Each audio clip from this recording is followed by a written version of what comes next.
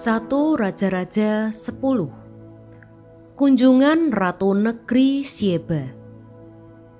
Ketika Ratu Negeri Syeba mendengar kabar tentang Salomo berhubung dengan nama Tuhan, maka datanglah ia hendak mengujinya dengan teka-teki.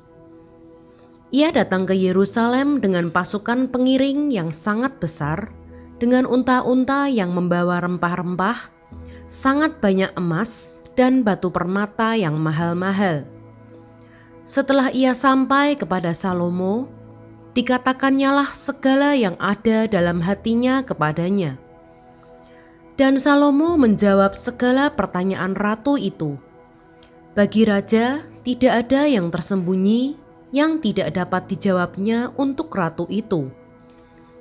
Ketika Ratu Negeri Syeba melihat segala hikmat Salomo dan rumah yang telah didirikannya, makanan di mejanya, cara duduk pegawai-pegawainya, cara pelayan-pelayannya melayani dan berpakaian, minumannya dan korban bakaran yang biasa dipersembahkannya di rumah Tuhan, maka tercenganglah ratu itu. Dan ia berkata kepada raja, "Benar juga kabar yang kudengar di negeriku tentang engkau dan tentang hikmatmu. Tetapi aku tidak percaya perkataan-perkataan itu sampai aku datang dan melihatnya dengan mataku sendiri.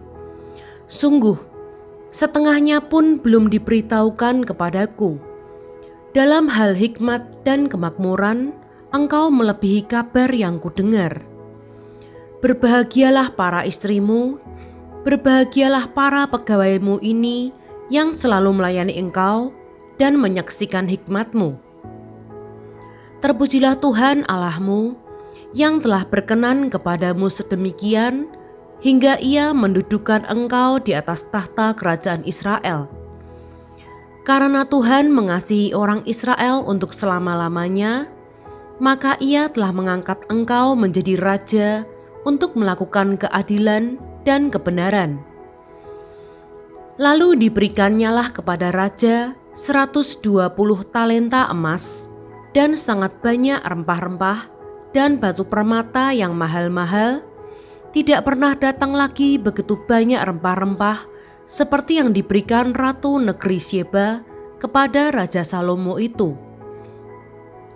Lagi pula kapal-kapal Hiram yang mengangkut emas dari Ofir, membawa dari Ofir sangat banyak kayu cendana dan batu permata yang mahal-mahal. Raja mengerjakan kayu cendana itu menjadi langkan untuk rumah Tuhan dan untuk istana raja, dan juga menjadi kecapi dan gambus untuk para penyanyi. Kayu cendana seperti itu tidak datang dan tidak kelihatan lagi sampai hari ini. Raja Salomo memberikan kepada Ratu Negeri Syeba segala yang dikehendakinya dan yang dimintanya, selain apa yang telah diberikannya kepadanya sebagaimana layak bagi Raja Salomo. Lalu ratu itu berangkat pulang ke negerinya bersama-sama dengan pegawai-pegawainya. Penghasilan Salomo dan kekayaannya. Adapun emas yang dibawa kepada Salomo dalam 1 tahun ialah seberat 666 talenta, belum terhitung yang didapat dari saudagar-saudagar dan dari pedagang-pedagang dan dari semua raja Arab dan bupati-bupati di negeri itu. Raja Salomo membuat 200 perisai besar dari emas tempaan, 600 shikal emas dipakainya untuk setiap perisai besar. Ia membuat juga 300 perisai kecil dari emas tempaan, 3 mina emas dipakainya untuk setiap perisai kecil. Lalu raja menaruh semuanya itu di dalam gedung hutan Libanon. Juga raja membuat tahta besar dari gading yang disalutnya dengan emas tua. Tahta itu 6 tingkatnya. Pada tahta itu ada di sebelah belakang sebuah kepala bundar dan pada kedua sisi tempat duduk ada kelek-kelek. Di samping kelek-kelek itu berdiri 2 singa, sedang 12 singa berdiri di atas ke-6 tingkat itu, sebelah menyebelah. Belum pernah diperbuat yang demikian bagi sesuatu kerajaan. Segala perkakas minuman Raja Salomo dari emas dan segala barang di gedung hutan Lebanon itu dari emas murni. Tidak ada barang perak, sebab orang menganggap perak tidak berharga pada zaman Salomo. Sebab di laut, Raja mempunyai kapal-kapal Tarsis bergabung dengan kapal-kapal Hiram, dan sekali 3 tahun, kapal-kapal Tarsis itu datang membawa emas dan perak, serta gading, juga kera dan burung merak. Raja Salomo melebihi semua raja di bumi dalam hal kekayaan dan hikmat. Seluruh bumi berikhtiar menghadap Salomo untuk menyaksikan hikmat yang telah ditaruh Allah di dalam hatinya. Mereka datang masing-masing membawa persembahannya, yakni barang-barang perak dan barang-barang emas, pakaian, senjata, rempah-rempah, kuda dan bagal, dan begitulah tahun demi tahun. Salomo mengumpulkan juga kereta dan orang berkuda, sehingga ia mempunyai 1.400 kereta dan 12.000 orang berkuda, yang semuanya ditempatkan dalam kota-kota kereta dan dekat raja di Yerusalem. Raja membuat banyaknya perak di Yerusalem sama seperti batu, dan banyaknya pohon kayu aras sama seperti pohon ara yang tumbuh di daerah bukit. Kuda untuk Salomo didatangkan dari Misraim dan dari Kewe. Saudagar-saudagar raja membelinya dari Kewe dengan harga pasar. Sebuah kereta yang didatangkan dari Misraim berharga sampai 600 shikal perak, dan seekor kuda sampai 150 shikal, dan begitu juga melalui mereka dikeluarkan semuanya itu kepada semua raja orang Het dan kepada raja-raja Aram.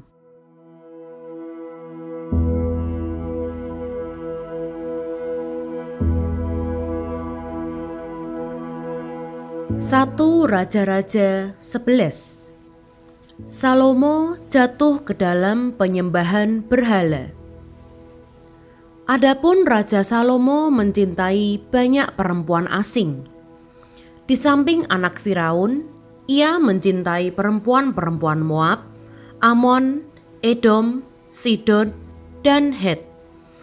Padahal tentang bangsa-bangsa itu Tuhan telah berfirman kepada orang Israel, "Janganlah kamu bergaul dengan mereka, dan mereka pun janganlah bergaul dengan kamu.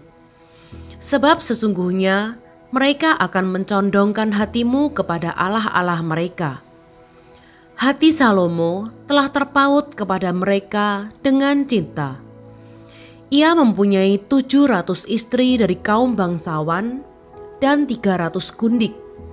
Istri-istrinya itu menarik hatinya daripada Tuhan. Sebab pada waktu Salomo sudah tua, istri-istrinya itu mencondongkan hatinya kepada allah-allah lain, sehingga ia tidak dengan sepenuh hati berpaut kepada Tuhan Allahnya, seperti Daud ayahnya. Demikianlah Salomo mengikuti Asitoret, dewi orang Sidon, dan mengikuti Milkom, dewa kejijikan sembahan orang Amon. Dan Salomo melakukan apa yang jahat di mata Tuhan, dan ia tidak dengan sepenuh hati mengikuti Tuhan, seperti Daud ayahnya. Pada waktu itu, Salomo mendirikan bukit pengorbanan bagi Kamos, dewa kejijikan sembahan orang Moab, di gunung di sebelah timur Yerusalem, dan bagi Molok, dewa kejijikan sembahan Bani Amon. Demikian juga dilakukannya bagi semua istrinya, orang-orang asing itu, yang mempersembahkan korban ukupan dan korban sembelihan kepada allah-allah mereka. Sebab itu Tuhan menunjukkan murkanya kepada Salomo, sebab hatinya telah menyimpang daripada Tuhan Allah Israel, yang telah 2 kali menampakkan diri kepadanya, dan yang telah memerintahkan kepadanya dalam hal ini, supaya jangan mengikuti allah-allah lain. Akan tetapi, ia tidak berpegang pada yang diperintahkan Tuhan. Lalu berfirmanlah Tuhan kepada Salomo, oleh karena begitu kelakuanmu, yakni engkau tidak berpegang pada perjanjian dan segala ketetapanku yang telah kuperintahkan kepadamu, maka sesungguhnya aku akan mengoyakkan kerajaan itu daripadamu dan akan memberikannya kepada hambamu. Hanya pada waktu hidupmu ini, aku belum mau melakukannya oleh karena Daud ayahmu. Dari tangan anakmu lah aku akan mengoyakkannya. Namun demikian, kerajaan itu tidak seluruhnya akan kukoyakkan daripadanya. 1 suku akan kuberikan kepada anakmu oleh karena hambaku Daud dan oleh karena Yerusalem yang telah kupilih. Lawan-lawan Salomo. Kemudian Tuhan membangkitkan seorang lawan Salomo, yakni Hadad, orang Edom. Ia dari keturunan Raja Edom.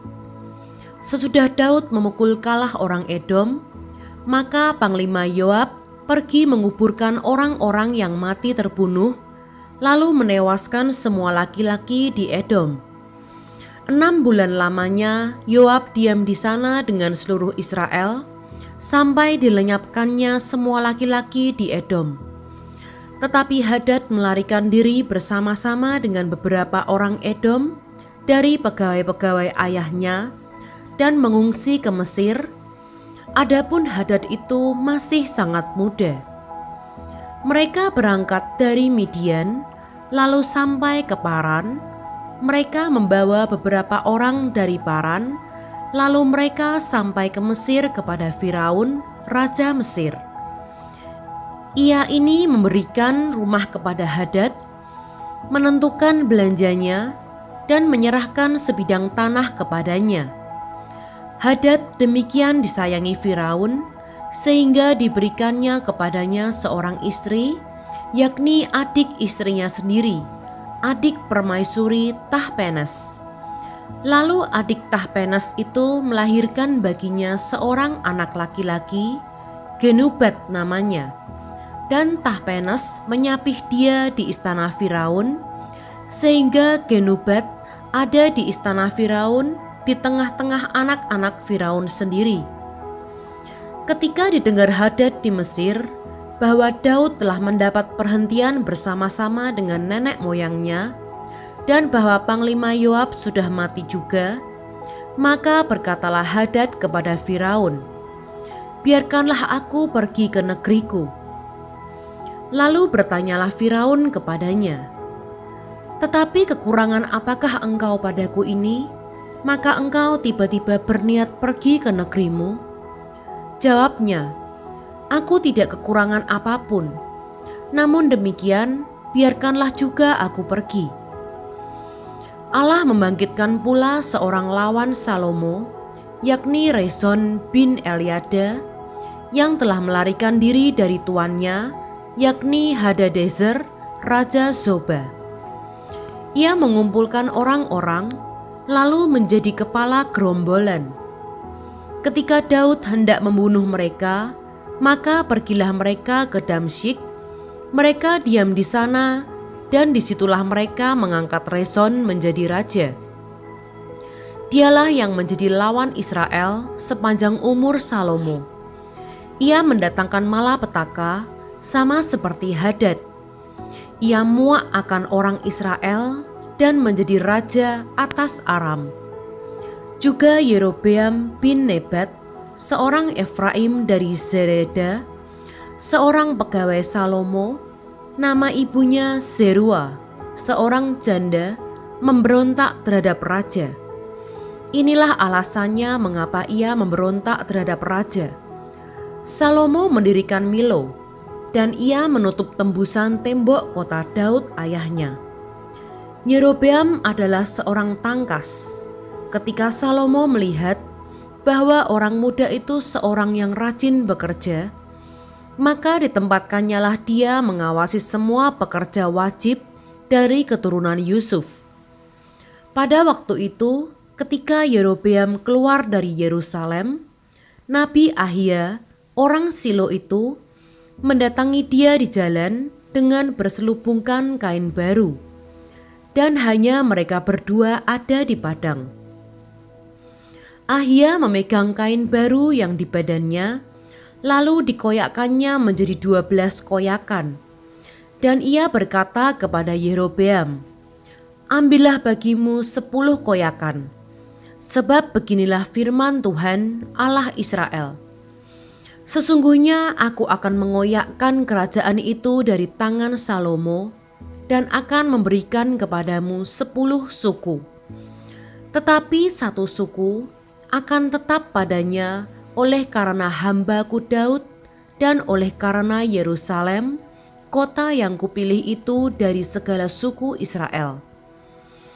Sebabnya ialah karena ia telah meninggalkan Aku dan sujud menyembah kepada Asitoret, dewi orang Sidon, kepada Kamos, Allah orang Moab, dan kepada Milkom, Allah Bani Amon, dan ia tidak hidup menurut jalan yang Kutunjukkan dengan melakukan apa yang benar di mataku, dan dengan tetap mengikuti segala ketetapan dan peraturanku seperti Daud ayahnya. Bukan dari tangannya akan Kuambil seluruh kerajaan itu. Aku akan membiarkan dia tetap menjadi raja seumur hidupnya, oleh karena hamba-Ku Daud yang telah Kupilih dan yang tetap mengikuti segala perintah dan ketetapanku. Tetapi dari tangan anaknya lah Aku akan mengambil kerajaan itu dan akan memberikannya kepadamu, yakni 10 suku. Dan kepada anaknya akan Kuberikan 1 suku, supaya hamba-Ku Daud selalu mempunyai keturunan di hadapanku di Yerusalem, kota yang Kupilih bagiku, supaya nama-Ku tinggal di sana. Maka engkau ini akan Kuambil, supaya engkau memerintah atas segala yang dikehendaki hatimu, dan menjadi raja atas Israel. Dan jika engkau mendengarkan segala yang Kuperintahkan kepadamu, dan hidup menurut jalan yang Kutunjukkan, dan melakukan apa yang benar di mataku, dengan tetap mengikuti segala ketetapan dan perintahku, seperti yang telah dilakukan oleh hamba-Ku Daud, maka Aku akan menyertai engkau, dan Aku akan membangunkan bagimu suatu keluarga yang teguh, seperti yang Kubangunkan bagi Daud. Dan Aku akan memberikan orang Israel kepadamu. Dan untuk itu Aku akan merendahkan keturunan Daud, tetapi bukan untuk selamanya." Lalu Salomo berikhtiar membunuh Yerobeam, tetapi Yerobeam bangkit dan melarikan diri ke Mesir, kepada Sisak raja Mesir, dan di Mesirlah ia tinggal sampai Salomo mati. Salomo mati. Selebihnya dari riwayat Salomo dan segala yang dilakukannya dan hikmatnya, bukankah semuanya itu tertulis dalam kitab riwayat Salomo? Lamanya Salomo memerintah di Yerusalem atas seluruh Israel ialah 40 tahun. Kemudian Salomo mendapat perhentian bersama-sama dengan nenek moyangnya, dan ia dikuburkan di kota Daud ayahnya. Maka Rehabeam anaknya menjadi raja menggantikan dia.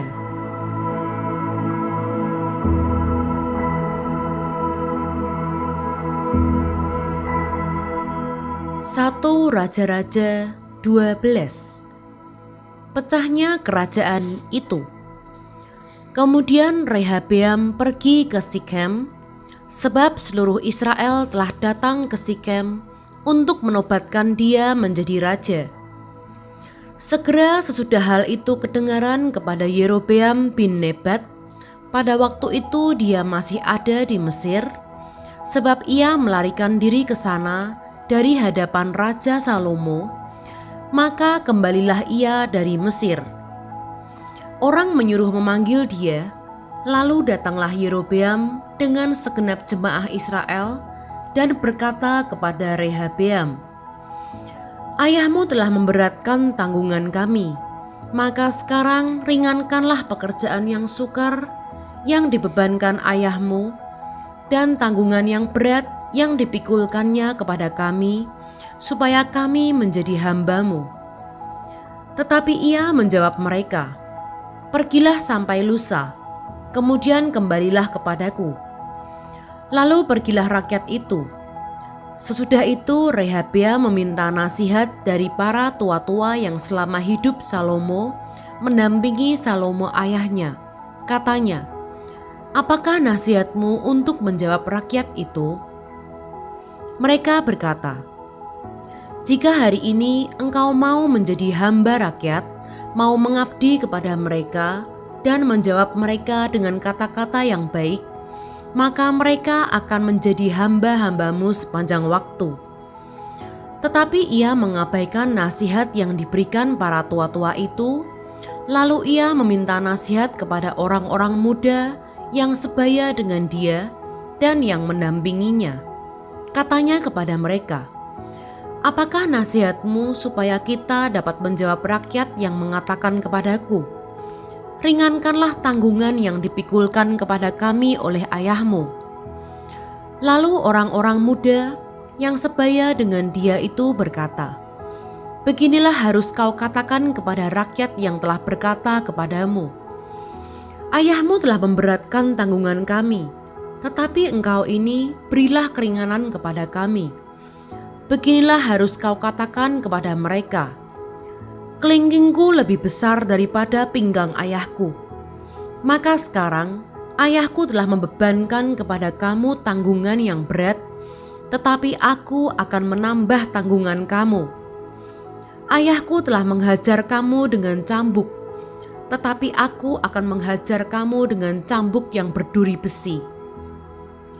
Pada hari lusanya, datanglah Yerobeam dengan segenap rakyat kepada Rehabeam, seperti yang dikatakan raja, "Kembalilah kepadaku pada hari lusa." Raja menjawab rakyat itu dengan keras. Ia telah mengabaikan nasihat yang diberikan para tua-tua kepadanya. Ia mengatakan kepada mereka menurut nasihat orang-orang muda, "Ayahku telah memberatkan tanggungan kamu, tetapi aku akan menambah tanggunganmu itu.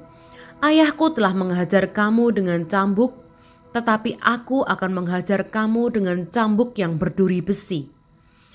Jadi raja tidak mendengarkan permintaan rakyat, sebab hal itu merupakan perubahan yang disebabkan Tuhan, supaya Tuhan menepati firman yang diucapkannya dengan perantaraan Ahia, orang Silo, kepada Yerobeam bin Nebat. Setelah seluruh Israel melihat bahwa raja tidak mendengarkan permintaan mereka, maka rakyat menjawab raja, "Bagian apakah kita dapat daripada Daud? Kita tidak memperoleh warisan dari anak Isai itu. Ke kemahmu, hai orang Israel, uruslah sekarang rumahmu sendiri, hai Daud." Maka pergilah orang Israel ke kemahnya, sehingga Rehabeam menjadi raja hanya atas orang Israel yang diam di kota-kota Yehuda. Kemudian Raja Rehabeam mengutus Adoram yang menjadi kepala Rodi, tetapi seluruh Israel melontari dia dengan batu sehingga mati. Bahkan Raja Rehabeam hampir-hampir tidak dapat menaiki keretanya untuk melarikan diri ke Yerusalem. Demikianlah mulanya orang Israel memberontak terhadap keluarga Daud sampai hari ini. Segera sesudah seluruh Israel mendengar bahwa Yerobeam sudah pulang, maka mereka menyuruh memanggil dia ke pertemuan jemaah, lalu mereka menobatkan dia menjadi raja atas seluruh Israel. Tidak ada lagi yang mengikuti keluarga Daud selain dari suku Yehuda saja. Ketika Rehabeam datang ke Yerusalem, ia mengumpulkan segenap kaum Yehuda dan suku Benyamin, 180.000 teruna yang sanggup berperang untuk memerangi kaum Israel dengan maksud mengembalikan kerajaan itu kepada Rehabeam anak Salomo. Tetapi datanglah firman Allah kepada Semaya, abdi Allah, demikian. Katakanlah kepada Rehabeam anak Salomo, raja Yehuda, dan kepada segenap kaum Yehuda dan Benyamin, dan kepada selebihnya dari bangsa itu. Beginilah firman Tuhan, janganlah kamu maju, dan janganlah kamu berperang melawan saudara-saudaramu orang Israel. Pulanglah masing-masing ke rumahnya, sebab akulah yang menyebabkan hal ini terjadi. Maka mereka mendengarkan firman Tuhan, dan pergilah mereka pulang sesuai dengan firman Tuhan itu. Yerobeam memulai ibadah baru. Kemudian Yerobeam memperkuat Sikem di pegunungan Efraim, lalu diam di sana. Ia keluar dari sana, lalu memperkuat Penuel.